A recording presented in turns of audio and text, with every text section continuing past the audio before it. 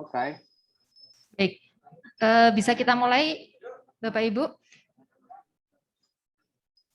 Baik, selamat siang Pak Win Muldian.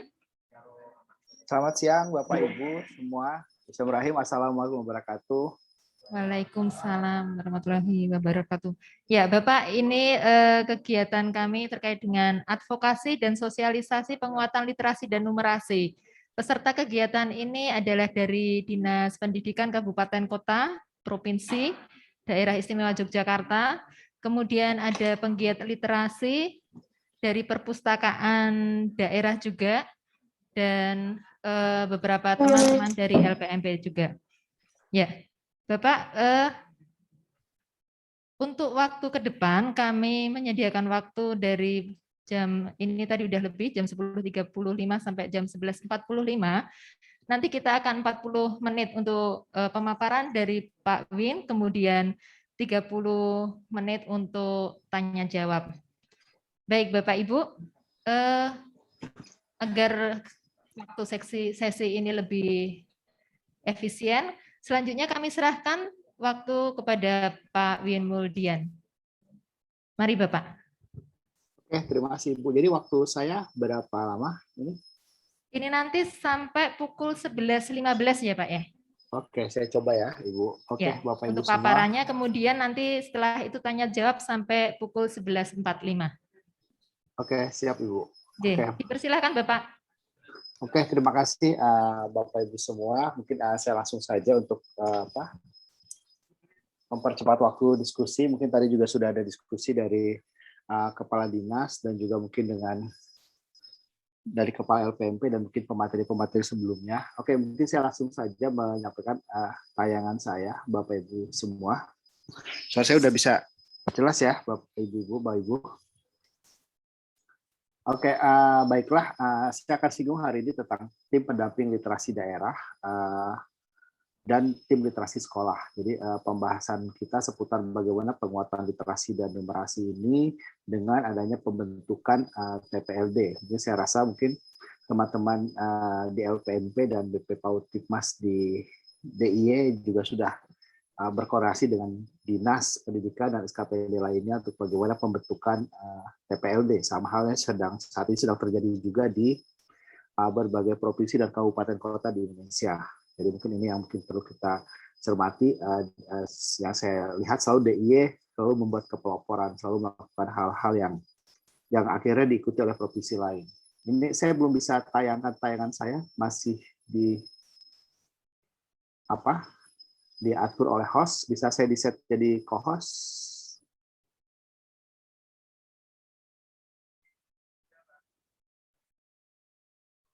Oke, terima kasih. Oke, Bapak Ibu semua langsung saja. Jadi kita hari ini diskusi terkait tentang bagaimana penguatan literasi dan numerasi melalui tim pendamping literasi sekolah, literasi daerah, dan penguatan tim literasi sekolah. Nah, pada dasarnya bagaimana penguatannya ada dasar pemikirannya. Ini lebih terkait dengan adanya pandemi, adanya COVID-19. Jadi yang harus kita sikapi hari ini adalah bagaimana kita mengembangkan pendidikan, mengembangkan literasi di dalam pendidikan dengan mengoptimalkan pembelajaran, baik itu tatap muka atau tatap maya, dengan kondisi anak-anak atau peserta didik yang sebagian masih belajar dari rumah. Jadi kita diskusi hari ini bagaimana menyusun sebuah tim pendamping literasi daerah dan juga adanya tim literasi sekolah yang mendukung transisi yang tadinya kita kurikulum disederhanakan dan terjadi learning loss dan juga literasi loss. Bagaimana kita mulai di next normal ini, di normal berikutnya ini yang tidak sama dengan normal yang lama, normal sebelumnya, untuk bisa lebih jauh lagi mengoptimalkan pembelajaran. Bagaimana juga bisa mengimbangi, mengantisipasi perubahan-perubahan yang terjadi ke depan. Di saat kita berdampingan dengan yang namanya COVID-19, sebuah pandemi yang tidak pernah kita duga dan tidak pernah kita kira sebelumnya. Otomatis penurunan kemampuan siswa akibat penutupan sekolah ini sangat terasa sekali sebenarnya nanti ketika anak-anak ini masuk dari pendidikan dasar, pendidikan menengah, masuk ke pendidikan tinggi. Di saat mereka masuk ke usia produktif, maka otomatis akan menentukan juga bagaimana mereka berkarir, mereka bekerja, mereka membangun kompetensi kerja mereka, kecakapan hidup mereka. Nah, akhirnya kenapa literasi kita rasa perlu untuk ada semacam tim di setiap daerah, di provinsi, kabupaten, kota, untuk bagaimana bisa mengelola kecakapan hidup anak-anak ke depan. Di sisi lain juga kita berharap ada kolaborasi yang lebih intensif antara unsur pembelajaran yang ada di sekolah, di rumah, dan juga di tengah-tengah masyarakat. Hari ini di sini juga pasti hadir teman-teman dari pendidikan masyarakat, dari pegiat literasi, pegiat pendidikan juga hadir bersama kita semua di ruangan ini bersama Bapak Ibu. Juga hadir teman-teman dari Dinas Pendidikan Dinas Perpustakaan dan Arsip pastinya yang selama ini menyediakan dengan optimal kesediaan sumber belajar, bahan bacaan di tengah-tengah masyarakat. Nah, mungkin momentum ini bisa kita gunakan untuk bagaimana lebih mengoptimalkan sesuatu yang sebenarnya sudah sering dan sudah giat dilakukan di DIY. Nah, sebenarnya saya pikir DIY harus punya terobosan yang lebih menarik lagi yang nanti akhirnya bisa direplikasi dan diadaptasi oleh provinsi dan kabupaten kota lainnya di Indonesia. Nah, ini kondisinya tadi saya bilang, jadi ada kondisi yang di Jawa, di luar Jawa, ada yang di desa, ada yang desa yang di Jawa dengan desa yang di luar Jawa, di daerah 3T juga pasti berbeda mengantisipasi adanya pandemi COVID-19 ini. Dan sebenarnya di sisi lain ada hal yang bisa kita bilang sangat menentukan proses belajar anak-anak selama ini di rumah mereka. Jadi kebanyak kita lihat anak-anak belajar di rumah dan keluarga-keluarga Indonesia yang tidak siap. Tidak siap dalam arti selama ini anak-anak ini bisa orang tua merasa bahwa ketika pendidikan anaknya diserahkan ke sekolah, tugas mereka sudah selesai. Dan ini terjadi ketika mereka bekerja, mereka menyerahkan pendidikan anaknya ke sekolah, dan di saat pandemi ini mereka harus berurusan menjadi fasilitator, menjadi pendamping anak-anaknya belajar di rumah ketika ada BDR. Nah, ini juga tantangan tersendiri bagaimana kita sikapi keberadaan TPLD ini nanti bisa menguatkan ini lebih jauh lagi untuk bagaimana membangun pemahaman pendidikan di keluarga. Ini mungkin jadi perlu juga digerakkan dengan mengangkat interaksi antara sekolah dengan keluarga, Bapak Ibu semua. Jadi ada ketidaktercapaian belajar, ada kemampuan siswa menurun, ada ketimpangan pengetahuan semakin lebar, sebuah keluarga yang teknologi untuk mendukung pendidikan yang bagus, akan bagus mendapat pengetahuannya, tapi ada juga yang timpang ketika ada keluarga dari segi ekonomi tidak mencukupi, mereka kesulitan menggunakan perangkat digital untuk bagaimana mengakses pembelajaran, itu juga akhirnya terjadi beragam ketimbangan cara belajar karena ketersediaan peralatan digital yang dimiliki oleh setiap keluarga berbeda-beda. Di samping itu juga pasti terjadi perkembangan secara emosi, adanya dana atau keuangan keluarga yang juga pasti mungkin berantakan gara-gara pekerjaan-pekerjaan juga berubah cara kerjanya, juga banyak kita lihat yang rentang putus sekolah. Nah, ini mungkin harus kita sikapi dengan keberadaan satu tim khusus yang memang dibentuk oleh yang saya menyebutnya Dinas Pendidikan sebagai kita usulkan sebagai koordinator untuk bagaimana mengembangkannya lebih jauh, bermitra dengan SKPD lainnya, pemangku kepentingan pendidikan lainnya, dan juga unsur dari masyarakat. Nah, secara umum mungkin saya review sedikit, Pak. Itu tadi latar belakangnya kenapa kita merasa penting ada TPLD dan TLS. TLS sebenarnya sebagai sebuah konsep sudah ada lama, dari 2016 itu sudah ada konsepnya di dalam konsepsi gerakan literasi sekolah. Cuma saat ini kita merasa bahwa TLS dengan cara yang mungkin menyatukan kita belajar di rumah, belajar di sekolah, dan juga di tengah-tengah masyarakat harus lebih optimal lagi. Bagaimana mendukung beradaptasinya pembelajaran baru ke depan. Jadi Bapak Ibu semua, mungkin jadi saya menegaskan lagi tentang literasi ini. Pada dasarnya Indonesia punya banyak keberagaman.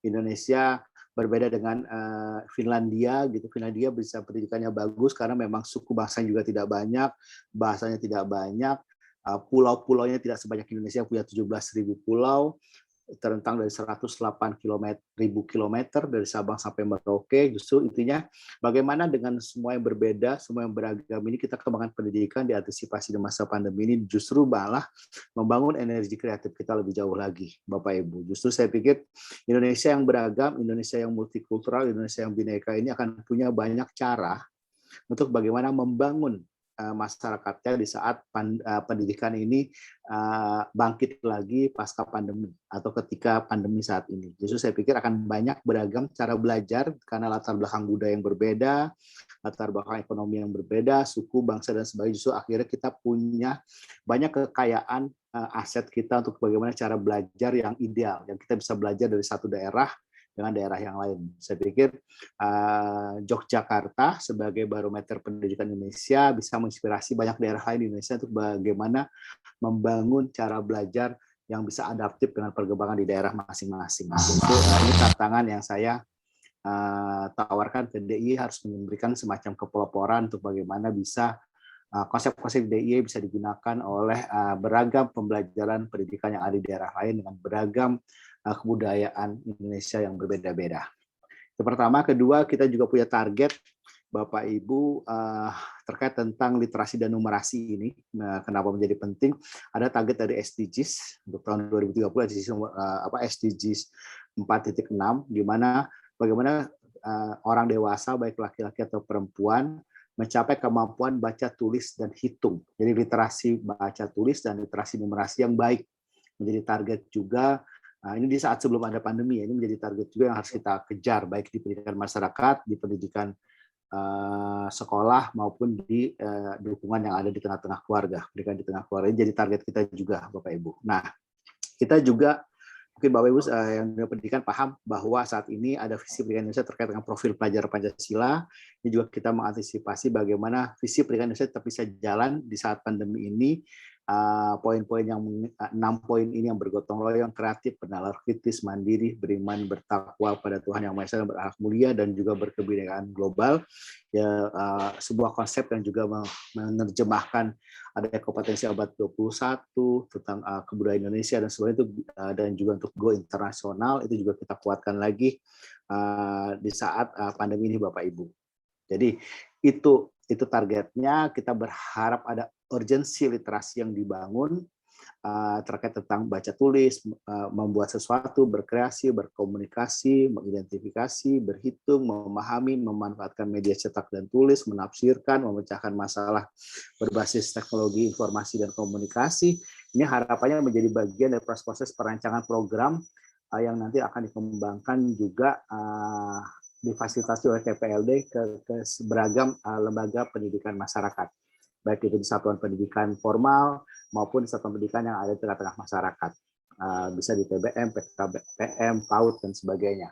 Dan juga mungkin perlu kita antisipasi bahwa ini semua sinergi, jadi tidak sendiri-sendiri, dan ini perlu ada dukungan dari TPLD, Bapak Ibu. Nah, ini regulasi yang ada. Pada dasarnya kita tetap menegaskan terkait dengan Peraturan Pemerintah Nomor 57 Tahun 2021, di mana kompetensi lulusan dari satuan pendidikan formal baik di pendidikan dasar digarisbawahi selain bisa memiliki nilai-nilai Pancasila, tapi juga memiliki kompetensi literasi dan numerasi. Jadi menjadi target yang ini sudah sangat jelas, mulai dari peraturan presiden, peraturan pemerintah, Permendikbud terkait dengan Restra 2020-2024 yang menegaskan adanya pengembangan inovasi terkait tentang literasi dan bagaimana penguatan kelembagaannya. Nah, ini mungkin sudah sangat jelas Bapak Ibu, di mana literasi dan numerasi menjadi bagian penting dari pendidikan sekarang dan ke depan. Nah, kita sudah merancang semacam peta jalan gerakan literasi sekolah 2020-2024, dan ini akan sinergi juga di Menko PMK juga ke depan sedang dirancang semacam peta jalan untuk gerakan literasi nasional yang akan mensinkronkan dengan kementerian lembaga di tingkat pusat. Nah, harapannya TPLD ini bisa menjadi wadah bagaimana mensinkronkan beragam program literasi yang ada di SKPD di provinsi maupun di kabupaten kota. Nah, ini mungkin juga kita lihat ini bentuk sinergi antara Kemendikbudristek dan pemerintah daerah. Harapan kita di GLS itu seperti apa di satuan pendidikan, ada outcome-nya, output-nya, dan sebagainya. Mungkin nanti silahkan dibaca saja, Bapak Ibu. Saya akan mengarahkan langsung ke TPLD dan TLS.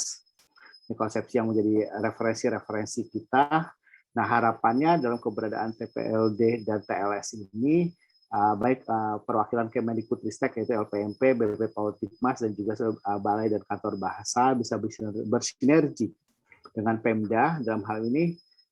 Di tingkat pusat, Kemendikbudristek didukung oleh Setdikjen Poltigasdikmen dengan para direktorat terkait termasuk pendidikan masyarakat, Direktorat PMPK, Direktorat SD, SMP, SMA, dan juga Sesdikjen, dan keberadaan Satgas Gerakan Literasi Sekolah itu siap mendukung bagaimana TPLD digerakkan oleh pemerintah daerah. Dan ini kenapa kita sebutkan Dinas Pendidikan Provinsi Kabupaten Kota ini menjadi ujung tombak yang langsung berurusan dengan sekolah dan peserta didik. Dan dengan harapan didukung oleh SKPD lainnya.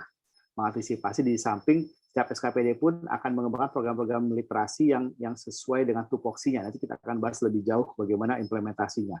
Dan harapannya kita bisa langsung mengawal pengembangan GLS di satuan pendidikan, Bapak Ibu. Nah, dan itu semua panduan, bahan-bahan bacaan apa semua kita sudah. Jadi harapannya ada 5 strategi pencapaian GLS yang kita harapkan. Ada penguatan kapasitas fasilitator satuan pendidikan. Jadi TPLD juga nanti mengambil peran bersama LPMP dan BP PAUD Dikmas bagaimana menguatkan siapapun yang terlibat menjadi fasilitator terkait dengan pengembangan literasi, khususnya mungkin TLS nanti, tim literasi sekolah. Kedua, ada perluasan akses sumber belajar bermutu dan cakupan peserta belajar. Ini harapannya ada dukungan para pihak, baik itu di pemerintah daerah, dalam hal ini penyediaan sumber belajar, dan juga misalnya perangkat-perangkat yang ada di pemerintahan desa. Jadi mungkin mengoptimalkan peran perpustakaan desa, penggunaan dana desa untuk memberikan sumber belajar, bahan bacaan, dan apapun bisa mendukung untuk para siswa selain di sekolah, mereka bisa memanfaatkan fasilitas desanya untuk bagaimana belajar membaca beragam hal yang menjadi penting untuk peningkatan kapasitas mereka. Ketiga, ada penguatan tata kelola di satuan pendidikan. Ini harapannya dengan GLS ini bisa memperjelas juga bagaimana penggunaan literasi di dalam beragam model, baik itu pengembangan pembelajaran dalam pembelajaran itu sendiri, bagaimana pengembangan terkait pembangun pembiasaan, pelibatan publik, dan sebagainya. Berikutnya, ini kita garis bawahi banget, sehebat apapun program yang kita rancang, tetap saja kita harus meningkatkan jumlah buku berkualitas, jumlah bacaan atau sumber belajar yang bermutu, yang harus ada di tengah-tengah kita. Jadi sehebat apapun misalnya Bapak Ibu merancang sebuah program, tapi tidak punya sumber belajar atau bahan bacaan yang berkualitas di tempat kita, maka program ini akan monoton, akan masuk ke dalam hal sifatnya rutin aja. Jadi mungkin perlu kita antisipasi dalam pencapaian GLS ini, Bapak Ibu. Nah, berikutnya saya menggarisbawahi sekali lagi, saya selalu setiap paparan saya akan menegaskan bahwa ada kemampuan, kecakapan, keterampilan literasi ini tidak sama dengan keterampilan berbahasa. Ini saya selalu mungkin saya coba ulangi lagi untuk di DIY. Jadi kita akan bahas ada buku dan bahan bacaan itu menjadi beragam. Jadi saya pertegas dalam membangun gerakan literasi dengan berangkat TPLD dan TLS, kita tidak menjadikan buku cetak itu satu-satunya bacaan. Jadi kita masuk ke beragam, jadi beragam sumber bacaan. Jadi sumber belajar itu saat ini nggak cuma dalam buku cetak, ada buku digital, ada bentuknya audio visual, video, ada dalam bentuk perangkat digital lainnya, bahkan sampai ke teknologi yang dikenal dengan augmented reality. Jadi model bahan sumber belajar itu saat ini multimoda, menggunakan beragam banyak media-media pembelajaran. Ini juga harus kita antisipasi bahwa gerakan literasi sekolah atau apapun yang kita kembangkan di TPLD tidak hanya menyediakan sumber belajar hanya pada buku cetak, tapi pada sumber yang lebih beragam. Kedua, ada penegasan bagaimana TPLD mengembangkan beragam aktivitas literasi di sekolah, di masyarakat maupun di keluarga dengan varian-varian ada keberlanjutannya. Jadi bukan sekedar ada yang bisa bilang bahwa mengadakan kegiatan 15 menit membaca sebelum pelajaran itu sudah program literasi. Gitu. Padahal itu baru pintu. Jadi masuk ke aktivitas literasi jika misalnya kita memanfaatkan dari apa yang kita baca, kita gunakan. Tidak cuma masalah meringkas atau membuat resume, tapi menindaklanjuti apa yang kita baca dalam bentuk praktek-praktek dalam pembelajaran, praktek-praktek bahkan di dalam interaksi-interaksi di masyarakat dan pengembangan lebih jauh di dalam keseharian peserta didik. Nah, jadi ada itu hal kedua. Ketiga, ya tadi menyatukan sekolah, keluarga dan masyarakat untuk bisa sinergi mengembangkan pembelajaran bersama. Jadi tidak sendiri-sendiri. Jadi masyarakat juga bisa mengembangkan aktivitas di sekolah. Sebenarnya sudah ada juga Permendikbud bagaimana sebenarnya pelibatan masyarakat di sekolah itu juga bisa dijadikan referensi ke depan. Nah, Bapak Ibu semua, jadi saya mau menggarisbawahi, jadi membaca itu bukan literasi. Membaca itu adalah keterampilan berbahasa. Jadi mungkin ini saya tegaskan selalu di dalam setiap saya paparan. Jadi ukuran kegiatan literasi itu bukan mengajak orang membaca. Mengajak orang membaca, menulis, menyimak, berbicara itu keterampilan berbahasa. Terus yang harus kita pikirkan adalah bagaimana dari akses membaca ini kita mengembangkan keterampilan literasi, kecakapan literasi. Jadi ini mungkin jadi harus kita lakukan, bukan mengajak terus-terusan siswa atau apapun membaca. Jadi justru yang harus kita pikirkan adalah bagaimana mengajak anak-anak, peserta didik atau siapapun beraktivitas yang kita sebut dengan aktivitas literasi yang memanfaatkan hasil dari proses membaca mereka. Jadi itu mungkin yang saya. Jadi membaca hari ini tidak hanya membaca untuk mencari informasi, membaca untuk rekreasi, tapi membaca yang sampai tahap ke membandingkan, mengkomparasi satu bacaan dengan yang lain. Jadi bisa jadi ada bacaan ada antar buku dibandingkan untuk konten yang sama, tapi dari buku juga dibandingkan dari sebuah ceramah, dari mendengarkan di YouTube, berdiskusi dengan teman, mendengar materi dari seorang guru dan apapun dikomparasi menjadi beragam sumber bacaan untuk tema tertentu. Jadi proses membaca dengan membandingkan bacaan dan mengeksplorasi apa yang kita baca. Jadi mengeksplorasi apa yang kita baca itu ada tahapan masuk ke bagaimana kita punya pengetahuan sendiri yang kita kelola dari semua proses membaca itu akan menjadi pengetahuan yang dimiliki setiap orang. Dan disitulah kita mengeksplorasi pengetahuan yang kita dapat dari beragam sumber bacaan itu menjadi kekuatan kita mengembangkan kapasitas kita. Jadi yang dimaksud sebagai sebuah program literasi adalah bagaimana kita sudah mengkomparasi beragam sumber bacaan yang kita baca, apapun itu, tidak punya buku cetak termasuk menonton film dan sebagainya, kita masuk ke tahap eksplorasi, membuat apa yang kita pelajari tadi menjadi bagian diri kita untuk membangun kapasitas pengetahuan kita. Jadi prosesnya adalah bagaimana kita membangun daya baca dengan adanya membaca. Jadi tidak urusan hanya minat baca, kebiasaan membaca, kemampuan membaca, dengan konsepsi budaya baca, tapi bagaimana kita membangun daya baca kita.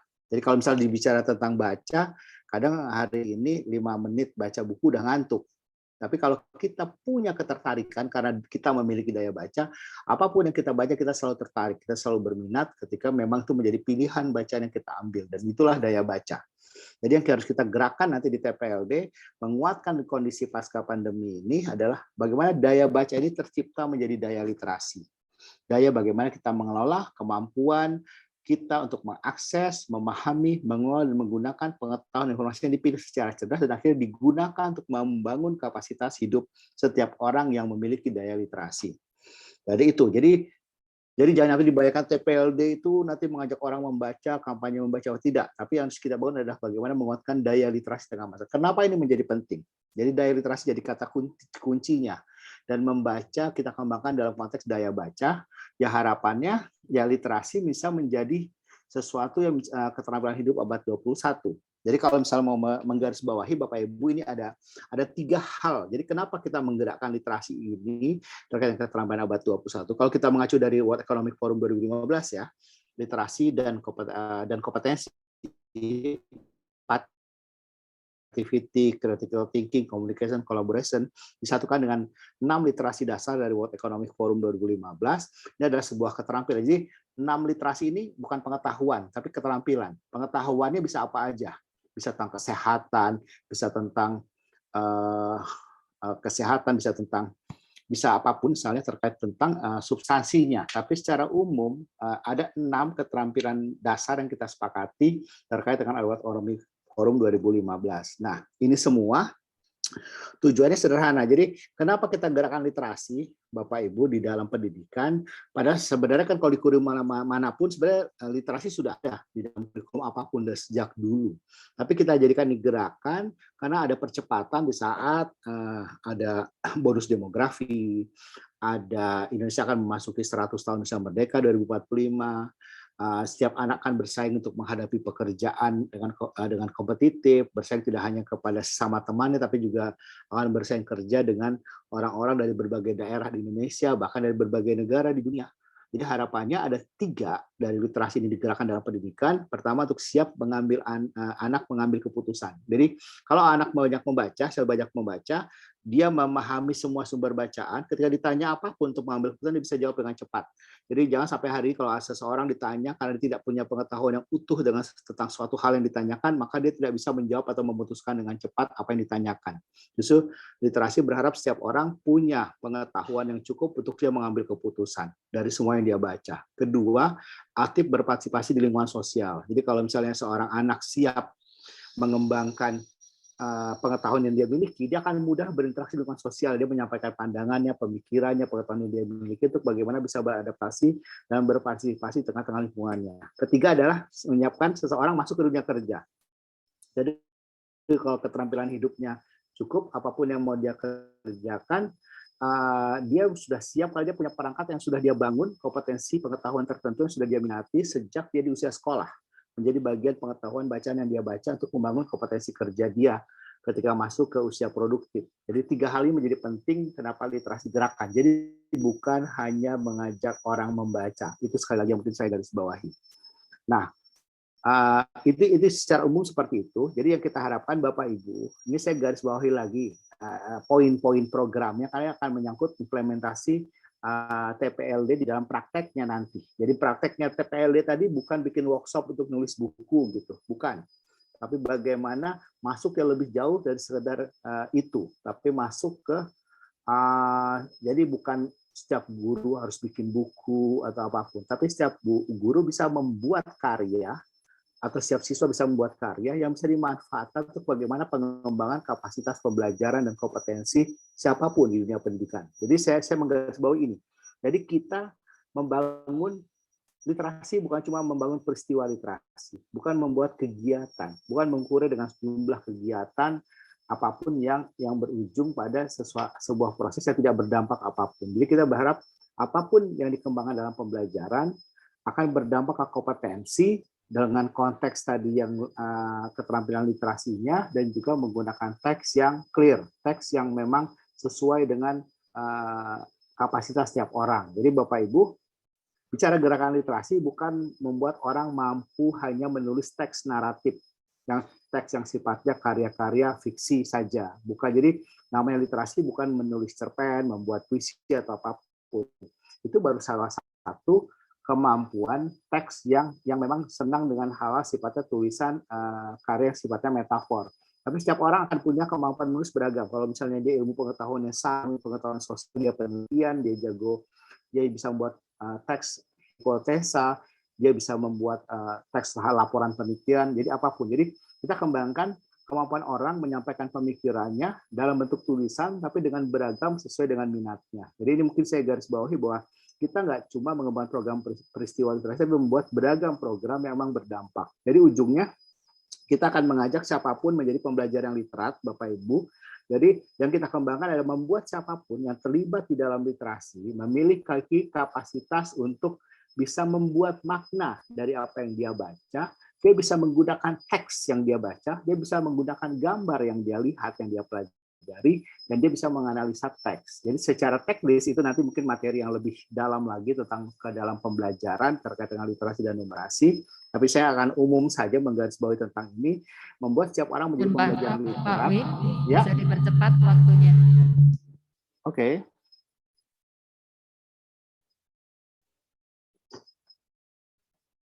Oke, saya lanjutkan. Nah, dari itu semua kita mau coba masuk ke bagaimana mengarahkan ke posisi Bapak Ibu. Jadi secara umum kita kembangkan ini, ada tatap maya berkurang karena ada COVID-19, kita masuk ke bagaimana mengembangkan. Jadi TPLD menguatkan tidak hanya tatap maya dan tatap muka saja, tapi bagaimana mengembangkan pembelajaran secara mandiri dan kolaboratif. Jadi 2 hal ini harus kita gerakkan di setiap sekolah dengan keberadaan TPLD, TLS, dan bagaimana TPLD mengembangkan ini di dalam wilayah Bapak Ibu, di provinsi maupun di kabupaten kota. Nah, jadi tim pendamping literasi daerah ini secara sederhana Bapak Ibu mengembangkan beragam, ada 6 prinsip literasi sekolah yang akan dijadikan menjadikan referensi kita, dan yang saya garis bawahi mengerti tahapan bagaimana perkembangan peserta didik dalam mengembangkan karakteristiknya, bagaimana mengelola beragam teks yang saya bilang tadi, dengan teks yang berimbang sesuai dengan kebutuhan peserta didik, jadi yang kontekstual. Ketiga, bisa berlangsung integrasi holistik ke semua area kurikulum, jadi tidak melulu di pelajaran cuma bahasa atau apapun. Keempat, kegiatan literasi yang berkelanjutan seperti saya garis bawah tadi.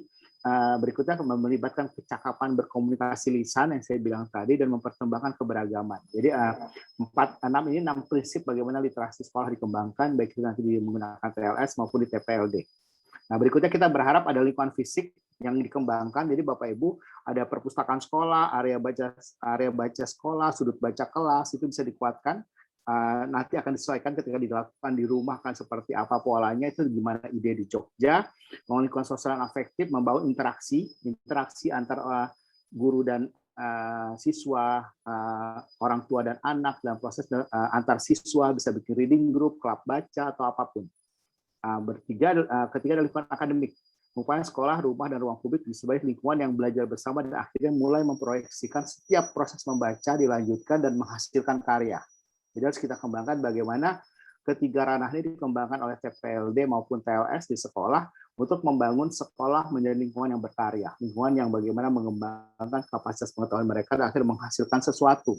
Itu yang harus kita gerakkan di dalam penguatan budaya literasi ini, Bapak Ibu. Jadi penguatan TPLD diantisipasi pas pandemi ini bisa direalisasikan dalam bentuk melibatkan pertemuan hari ini. Bapak Ibu nanti kan ada urun rembuknya siang.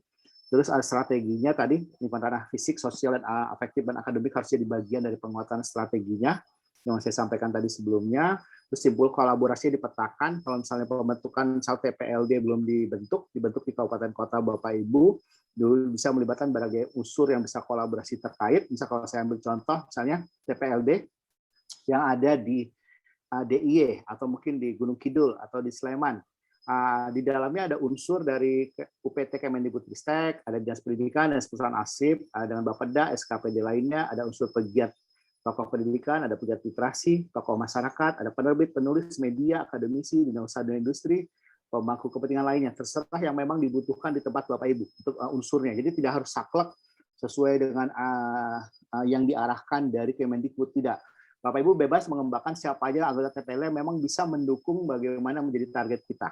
Jadi apa? Tadi mengakselerasi kebijakan ini terkait dengan penguatan literasi dan numerasi dan bagaimana mengatasi dampak learning loss, Bapak Ibu. Jadi ini poin besarnya.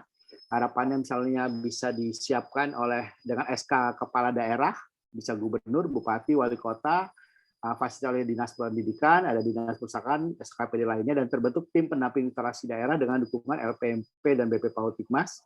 Terbentuklah TPLD ini dan nanti akan berkoordinasi dengan tim-tim literasi sekolah yang ada di sekolah, baik itu di pendidikan menengah untuk provinsi dan pendidikan dasar untuk SD SMP di tingkat kabupaten kota. Jadi bisa disinergikan dengan ada TPLD jejaring antar kabupaten kota dengan koordinasi di tingkat provinsi, Bapak Ibu. Jadi ini bisa dikembangkan. Ini 6 jenis tanggung jawab DPLD-nya, melakukan pemetaan tadi dengan kondisi literasi numerasi, assessment, advokasi, melakukan dukungan yang bisa sifatnya kolaboratif untuk masuk ke next normal, melakukan monef dan laporan. Jadi 6 secara umum mungkin Bapak Ibu sudah paham dan sudah baca juga panduan TPLD, nanti bisa diunduh atau bisa diminta ke teman-teman LPMP kalau belum dapat panduan terkait literasi numerasi yang mendukung untuk pembentukan TPLD, Bapak Ibu. Oke, ini alur kerja ini sekarang kita lagi berproses sama seperti sekarang. Ini proses yang sedang kita lewati, Bapak Ibu, termasuk pertemuan hari ini terkait dengan advokasi dan pendampingan untuk membentuk TPLD. Berikutnya ada tim literasi sekolah. Ini sebuah konsepnya sudah ada sejak 2016. TLS ini bagaimana ada guru, tendik, dan semua terlibat untuk merancang program literasi di sekolah, Bapak Ibu. Jadi unsurnya ada SK dari kepala sekolah, ada ketua TLS, unsurnya bisa ada guru, pengelola perpustakaan, dan sebagainya, mirip seperti bagaimana pengembangan di Adiwiyata, semacam itu. Tanggung jawab TLS juga ini ada, intinya sama seperti saya jelaskan tadi, tanggung jawab TLS serupa dengan TPLD, tapi di cakupannya sekolah. Perlibatan orang tua menjadi penting sekali di sini, bagaimana TLS bersinergi dengan orang tua, karena sebagian pembelajaran masih diadakan di rumah, kita belum tahu ke depan. Nah, ini tadi 15 menit membaca sebagai pintu bisa dikembangkan di rumah seperti apa, dengan beragam varian-varian aktivitas yang bisa dilakukan lebih jauh lagi. Jadi kolaborasi gerakan menjadi penting di sini Bapak Ibu, ini mungkin harapannya bisa kita kembangkan lebih jauh lagi. Mungkin itu saja Ibu, pelibatan publik dunia usaha juga menjadi bagian dari diskusi perancangan TPL. Jadi saya harap bisa segera dibentuk di tingkat provinsi, kabupaten, kota, mengikuti kabupaten, kota, dan provinsi lainnya yang sedang berjalan saat ini di Indonesia. Oke, sekian dari saya. Target kita kemajuan belajar ini bisa menjadi dengan segera masuk ke normal. Next normal ini saya garis bawahi Bapak Ibu, pembelajaran ke depan pasti tidak akan sama dengan normal yang lama. Jadi ada normal yang mungkin nanti akan menggunakan teknologi, akan ada hybrid, ada yang sifatnya onsite dengan online akan dilakukan mungkin bersama-sama paralel untuk mengembangkan pembelajaran ke depan mungkin akan terjadi di tengah-tengah kita. Sekian dan terima kasih. Saya kembalikan ke moderator. Ya, terima kasih Pak Win untuk uraian yang begitu cepat dan banyak. Mohon maaf. Ya, Bapak Ibu, mari kita gunakan kesempatan ini. Ya, kita gunakan kesempatan ini untuk menanyakan kepada narasumber. Kita buka 2 termin dahulu, nggih, Bapak Ibu. Untuk termin pertama, monggo.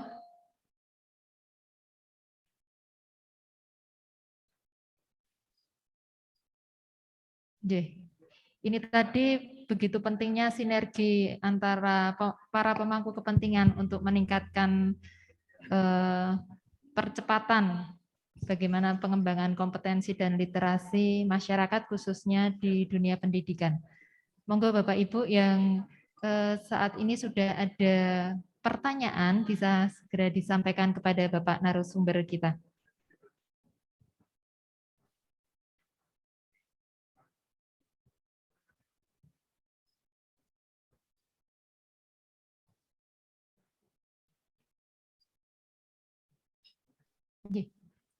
Kalau tidak ada pertanyaan, malah saya tanya ini Bapak Ibu. Apakah di kabupaten kota Bapak Ibu sudah terbentuk tim TPLD?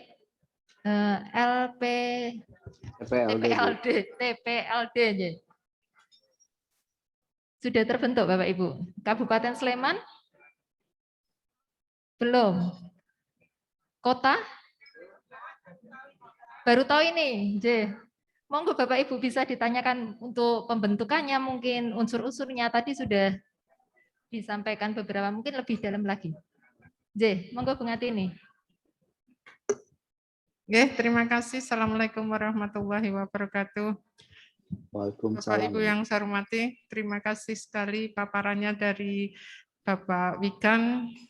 Yang perlu kami tanyakan, tadi disampaikan bahwa tim pendamping literasi tadi dari berbagai unsur. Dalam pelaksanaannya nanti, bagaimana strategi kerja kerasnya atau tugas pokok melaksanakan tugasnya yang ada 6 itu tadi. Karena dari beberapa unsur tentunya kan nanti harus sinergi semuanya. Nah, strategi apa yang digunakan agar nanti tim pendamping itu tidak hanya terbentuk timnya saja tanpa kerja, itu bagaimana strategi dalam pelaksanaan tim pendamping tersebut. Dan pembentukannya nanti sistemnya siapa yang menjadi leading sektornya. Terima kasih. Assalamualaikum warahmatullahi wabarakatuh. Terima kasih. Bu Ngatini, Ibu Ngatini dari dinas apa tadi? Balai Pendidikan Menengah Kota Yogyakarta, Bapak. Oke. Ada 2 pertanyaan, langsung ditanggapi, Bapak. Oke, saya jawab cepat aja. Jadi pada dasarnya gini, teman-teman di LPMP akan memfasilitasi untuk pembentukannya, Ibu, baik di provinsi maupun di kabupaten kota untuk di DIY. Jadi harapannya memang ada tim dari LPMP dan juga bisa sinergi dengan BP Pautikmas juga di DIY untuk sinergi bagaimana proses pembentukannya, untuk bagaimana menarik juga unsur dari pendidikan masyarakat dan pendidikan usia dini. Jadi itu sinergita leading sektornya kita minta untuk dinas pendidikan Pak, Bu, dinas pendidikan di provinsi maupun di kabupaten kota untuk bagaimana memimpin ini dan pasti didukung oleh Bapeda, menyusun program. Jadi alurnya nanti buku panduannya bisa nanti diminta ke teman-teman di LPMP filenya ya Ibu gitu untuk bisa dipelajari pelajari, dan saat ini juga kita lagi menyiapkan ada 7 buku yang lebih teknis untuk terkait dengan bagaimana praktek-praktek untuk bagaimana menguatkan literasi dan numerasi ini pasca pandemi itu. Jadi kita sedang susun ada 7 buku, insya Allah mungkin bulan depan sudah bisa beredar. Saat ini lagi proses untuk produksi, finalisasi desainnya. Jadi dari segi konten semuanya sudah selesai. Nah, harapannya ya strategi ini kembali ke masing-masing Bapak Ibu. Bagaimana karakter mungkin di kota Yogyakarta dengan di Kabupaten Gunung Kidul pasti mungkin prakteknya beda. Bisa jadi mungkin saya yakin misalnya sudah ada hubungan yang sangat erat antara Dinas Pendidikan dengan Dinas Perpustakaan Arsip terkait dengan bagaimana ketersediaan sumber belajar, sinergikannya untuk mendukung bagaimana perpustakaan sekolah, akses pada bacaan, bagaimana menguatkan yang di kabupaten untuk setiap desa bisa ada perpustakaan desanya dengan didukung dana desa, ada sumber bacaan. Nah, itu kembali bagaimana TPL mengambil peran. Jadi intinya setiap daerah akan punya karakter-karakter kondisi di lapangan yang berbeda, tinggal bagaimana sinergitas itu dibangun. Tapi paling sederhana, kita berharap kenapa yang memimpin harus dari Dinas Pendidikan, ya bagaimanapun Dinas Pendidikan adalah bertanggung jawab untuk pendidikan. Dinas lainnya mendukung, jadi dinas termasuk misalnya dinas terkait tentang urusan desa, dinas terkait mungkin terkait tentang penggunaan fasilitas di ruang publik dan sebagainya. Jadi bisa apapun bisa dikembangkan, Bapak Ibu, tinggal perangkatnya. Saya butuh keterlibatan para penulis, keterlibatan para penerbit, keterlibatan mungkin dunia usaha itu disinergikan dengan kondisi masing-masing. Jadi saat ini misalnya di tingkat provinsi sudah berdiri tuh, seperti misalnya di Sulawesi Selatan, ada di Sulawesi Barat, di Jawa Barat, Jawa Tengah, semua sedang berproses. Jawa Timur, saya juga minggu lalu baru memberikan pembekalan di Jawa Timur. Dan ini sekarang di Kalimantan Selatan, jadi semua sedang bergerak. Gitu. Jadi pada dasarnya ini teman-teman di LPMP menawarkan ke setiap kabupaten kota. Jadi sebenarnya urusannya ini bukan untuk bertanggung jawab ke Kemendikbudristek, tapi bagaimana menyelamatkan pembelajaran dan pendidikan anak-anak di daerah kita masing-masing ke depan. Jadi yang saya sampaikan tadi antisipasinya bagaimana anak-anak ini tidak lost beneran, tidak kehilangan misalnya pendidikannya dan tidak terbangun kompetensinya karena sebagian pembelajaran itu hanya dilakukan hanya berapa jam sehari, tapi bagaimana mensinergikan dengan keberadaan TLS di sekolah, membuat proses-proses belajar yang sifatnya mandiri, belajar yang sifatnya kolaboratif bisa lebih optimal lagi, di samping urusan yang tatap maya dan tatap muka. Jadi mungkin itu yang kita antisipasi.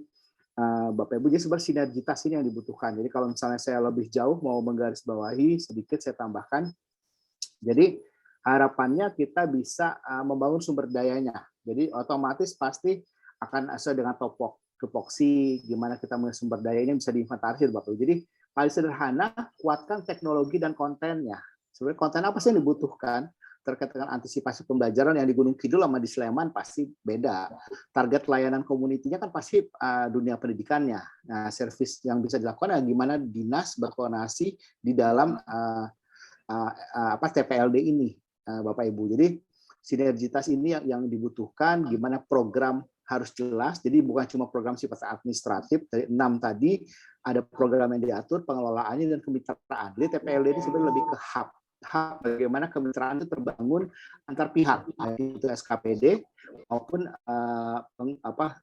unsur dari masyarakat, Bapak Ibu. Jadi unsur masyarakat, dunia usaha bisa sinergi semua di sini.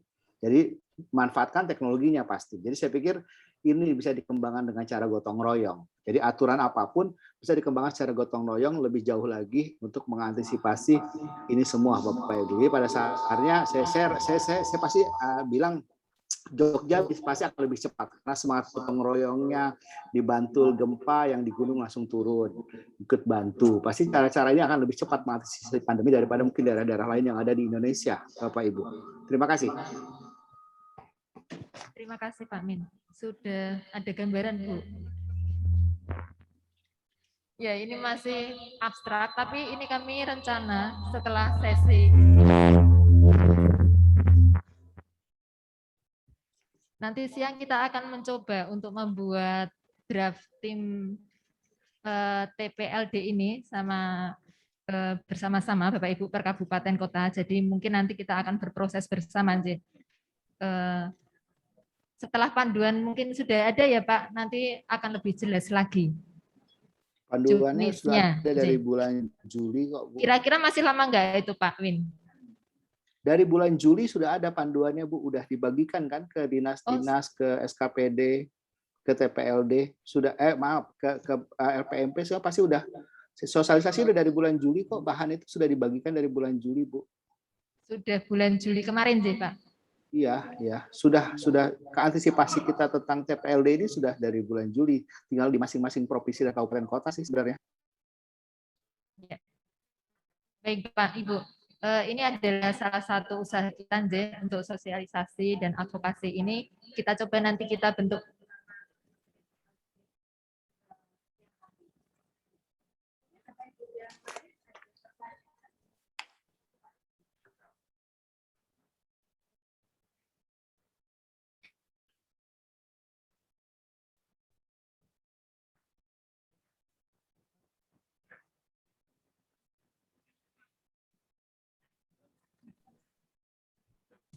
Tes.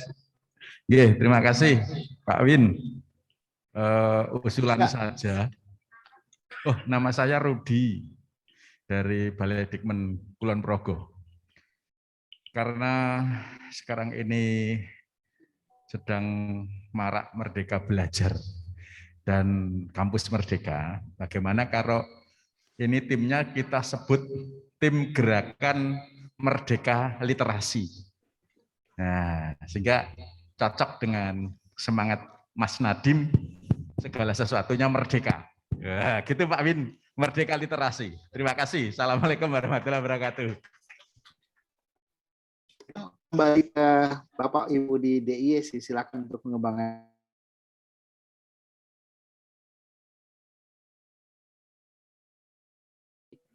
Daerah-daerah sih. Cuma masalahnya sekarang bisa aja kayak di Kalimantan Utara namanya Satgas Gerakan Literasi. Bisa jadi karakter nama itu bisa bebas, tergantung setiap daerah, Pak. Silakan kembangkan namanya sendiri-sendiri. Yang di Riau tuh lain juga namanya. Itu nggak apa-apa gitu loh. Oke, Pak, semacam itu, Pak. Perbolehkan, Pak, Merdeka Literasi. Jadi ya, asal ya nama dengan prakteknya sama gitu. Iya. Ciri khas DIY nanti Pak, Merdeka Literasi. Monggo Bapak Ibu, ada lagi yang ingin disampaikan, ditanyakan? Hal baru ini untuk mendukung gerakan literasi dan numerasi di daerah kita.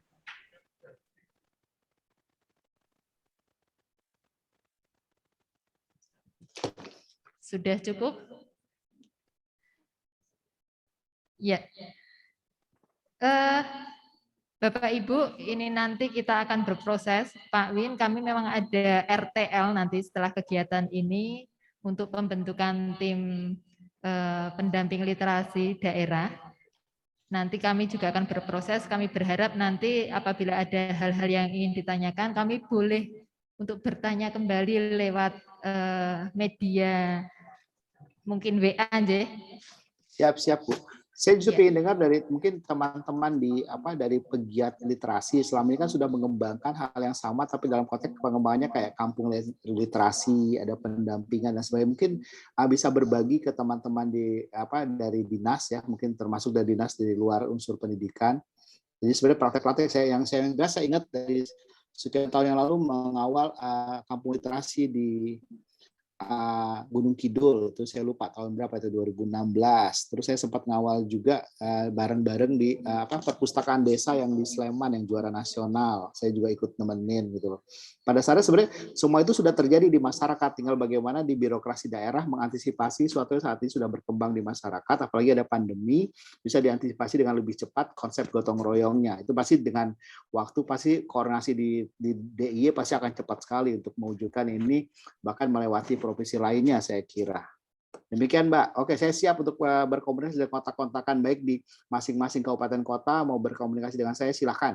Nanti kita diskusi bareng untuk bagaimana ada percepatan mengantisipasi jangan sampai learning loss ini tidak segera diminimalisir, diantisipasi ketika dan setelah pandemi. Begitu Mbak.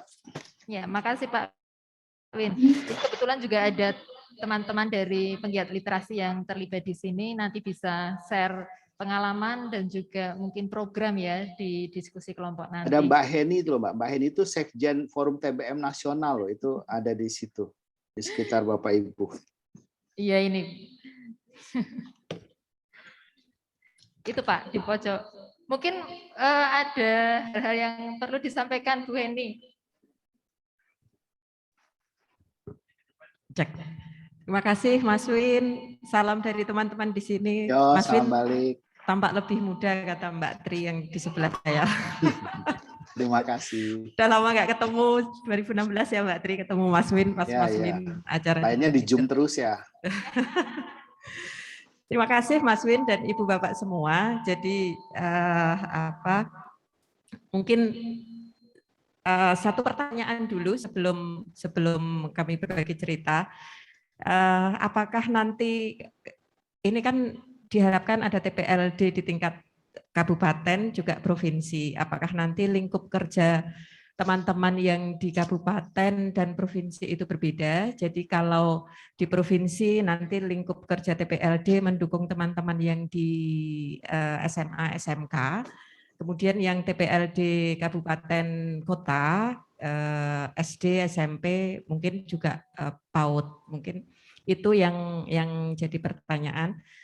Kemudian terkait harapan kami sebagai pegiat literasi, ketika kami diundang untuk ikut terlibat, tentunya kami menyampaikan terima kasih Pak Dodi dan teman-teman di LPMP, Jawil kami. Jadi kalau kemudian kita berangkat dari bahwa pendidikan itu tanggung jawabnya rumah, sekolah, dan masyarakat, kami yang di Taman Bacaan Masyarakat, pegiat literasi yang di masyarakat, insya Allah selama ini Jogja khususnya mungkin memang belum merata di DIY ya, mewarnai kegiatan pendidikan di tingkat masyarakat. Kegiatan yang kami lakukan juga tidak hanya sekedar berkegiatan di daerah masing-masing, di taman bacaan masing-masing, taman bacaan, perpustakaan, atau apapun, tetapi pengalaman yang dilakukan oleh teman-teman di daerah istimewa Yogyakarta juga berjejaring dengan SD, PAUD, juga TK, SMP, dan SMA mungkin memang belum banyak yang hadir dan berjejaring dengan teman-teman SMP dan SMA.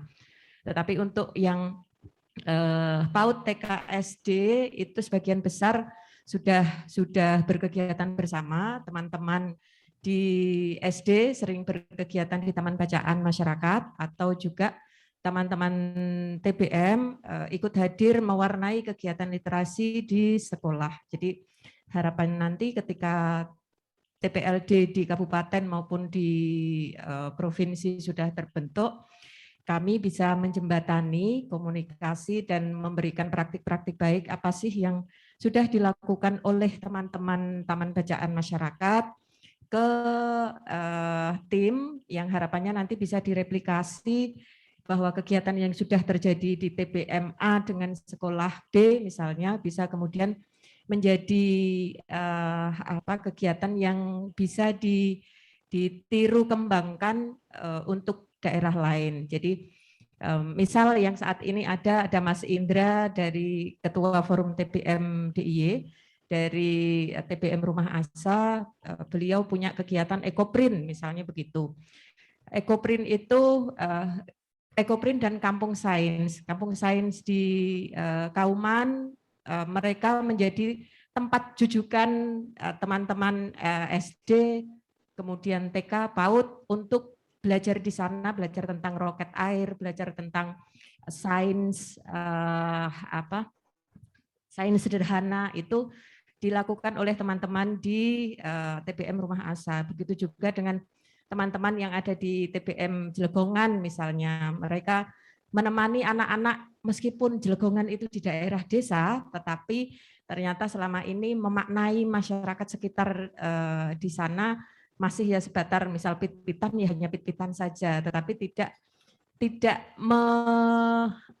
melakukan pengamatan mendalam terhadap lingkungan sekitar. Dan Jelegongan kemudian mengajak anak-anak untuk istilahnya membaca alam raya semacam itu, dan harapannya kerjasama sekolah dengan Taman Bacaan Masyarakat yang ada di daerah istimewa Yogyakarta bisa berkembang lebih bagus sehingga kegiatan-kegiatan yang ada di sekolah menjadi lebih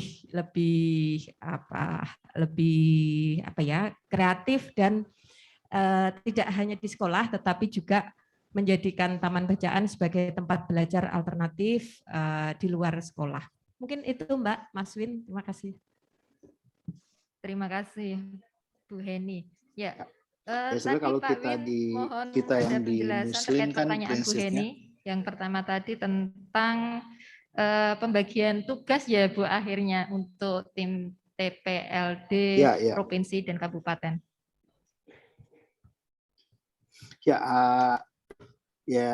Oke, mungkin saya menegaskan atau mungkin dari yang dimaksud Mbak Heni tadi kan sebenarnya dengan apapun semua fenomena alam, sebenarnya konsep kita kalau di Muslim ya sebenarnya gimana membaca dalam konsep ikro sih.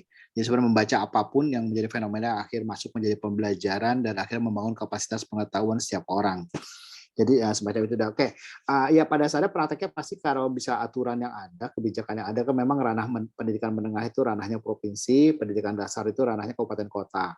Tapi kan juga kita pelajari khususnya di provinsi-provinsi yang daerahnya sangat luas.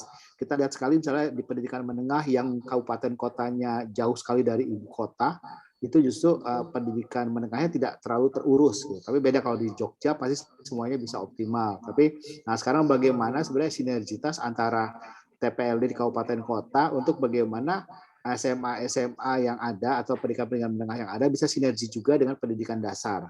Jadi tidak sendiri-sendiri juga. Nah itu mungkin tantangan yang menarik itu bagaimana TPLD bisa sinergikan walaupun memang ranah TPLD provinsi kalau mengacu dinas pendidikannya emang ranahnya pendidikan menengah. Nah itu mungkin nyari pola yang mungkin bisa menarik misalnya untuk bisa dikembangkan ya di masing-masing lah. Mungkin praktek yang kabupaten kota tidak terlalu seluas misal di Kalimantan atau di mana di Sulawesi, apalagi di Papua dan Sumatera. Untuk di DIY mungkin jauh lebih mudah koordinasinya bagaimana pendidikan ini bisa paralel karena pada dasarnya kan ada juga konsep-konsep literasi, kolaborasi literasi di lapangan, pembelajaran antara senior dan junior, yang lebih tua dengan yang lebih muda. Bisa jadi kalau kita lihat ya pelajaran saya pengalaman misalnya saya belajar di Jepang, siswa senior justru menjadi pendamping pembelajaran untuk siswa yang kelasnya lebih rendah gitu. Mungkin bisa jadi transisi misalnya ada peran siswa SMA ketika misalnya anak-anak di SMP ingin menempuh misalnya pendidikan kejuruan atau pendidikan umum ketika mau masuk ke pendidikan tinggi. Nah, intinya larinya lagi bagaimana mengembangkan kapasitas dan kompetensi hidup sih gitu. Nah, tinggal prakteknya tadi pertanyaan Ibu tadi yang sebelumnya ya Bu Ngatini kan, ini gimana sih prakteknya? Nah, sebenarnya dijalanin dulu aja, pasti nanti akan ketahuan kok bagaimana semacam membentuk sebuah wadah sinergi. Jadi wadah bukan hanya berhenti sampai munculnya SK gitu loh, tapi sebuah wadah gimana ya saya sendiri saya mungkin di siang lain waktu ya ada 26 indikator sih yang bisa dilakukan bagaimana kita menguatkan literasi di daerah ini, termasuk bagaimana ketersediaan sarana bacaan di ruang publik, bagaimana peran dari taman bacaan masyarakat, bagaimana kalau bisa semua buku di satu provinsi kabupaten kota terdata deh judul-judulnya, ada aplikasi yang sudah mendukung, misalnya ada buku di satu perpustakaan sekolah dasar yang koleksi bagus. Ini saya temukan misalnya di Sleman waktu saya juri di Gede waktu saya juri lomba perpustakaan sekolah. Ada sebuah perpustakaan di Kota Gede yang kalau pagi sampai siang itu digunakan sebagai perpustakaan sekolah, sore ke malam jadi taman bacaan, jadi perpustakaan masyarakat gitu. Nah, itu kan saya ingat juga waktu saya juri di SMP ya, SMP yang ada di Bantul ya pasca pandemi, saya lupa ada 2 SMP yang digabungkan jadi satu itu.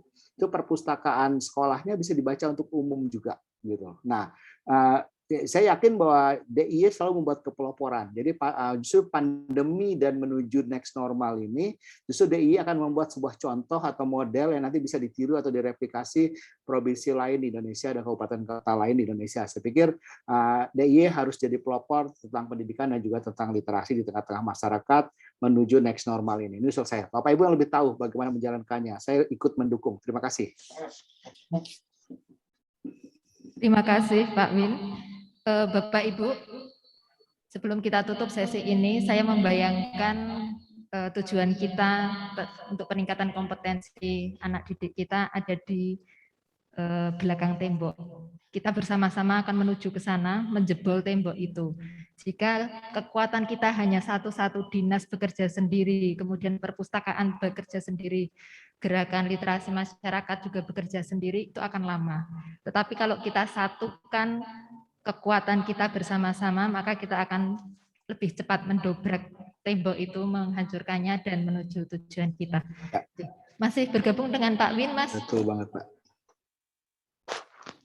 Ya, untuk menutup sesi ini kami mohon Pak Win untuk bisa memberikan closing statement. Mari Pak Win. Oke, dikit lagi. Tapi saya coba closing statement. Tapi saya mau ngasih satu contoh, satu model karena ini di Jogja guyup banget ya. Jadi saya mau ambil contoh satu yang lagi saya bangun ya. Saya boleh tayangkan sesuatu ya Mbak. Jadi mungkin ini pasti akan segera terbentuk dengan cepat sih idenya ini. Tapi di Jogja juga saya tahu udah banyak yang melakukan hal yang sama. Jadi boleh saya tayangkan lagi satu tayangan.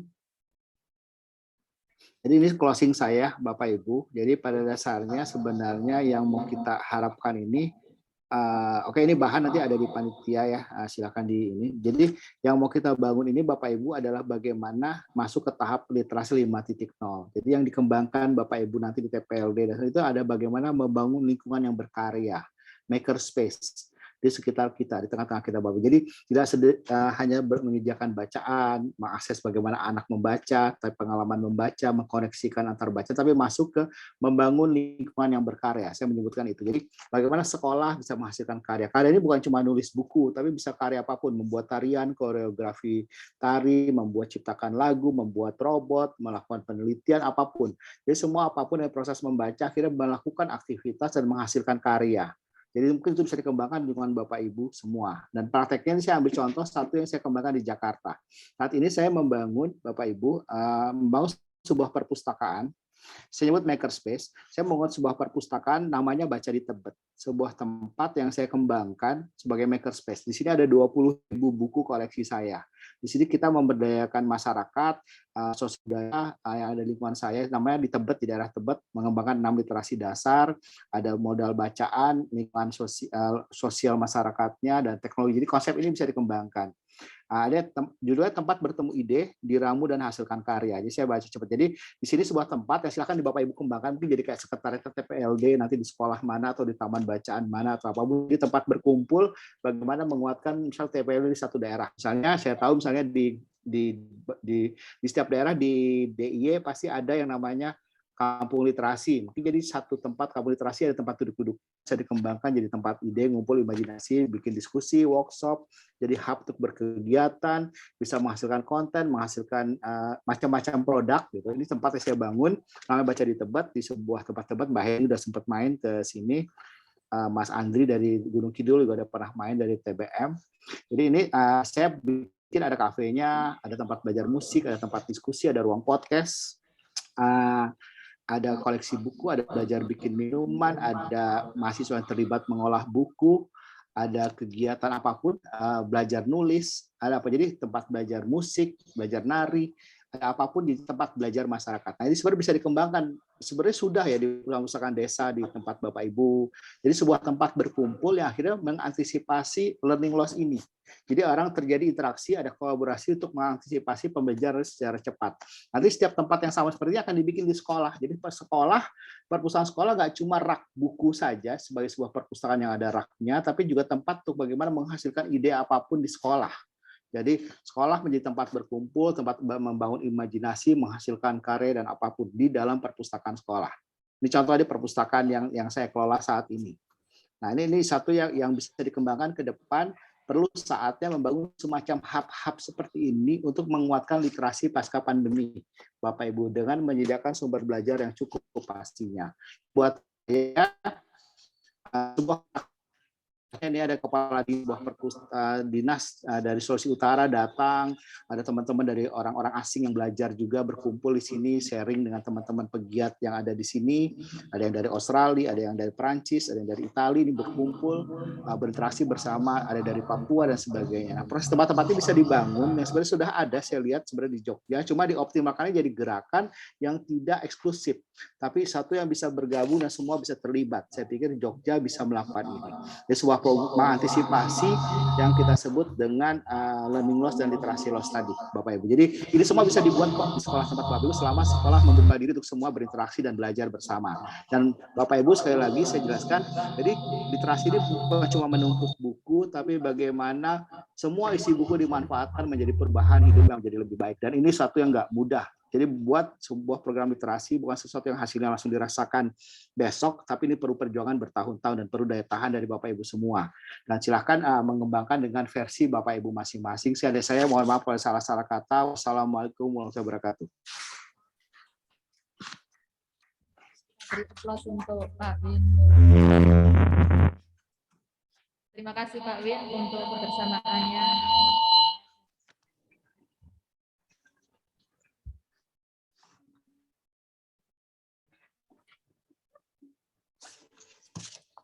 Baik. Ya, memang saya harus di tengah.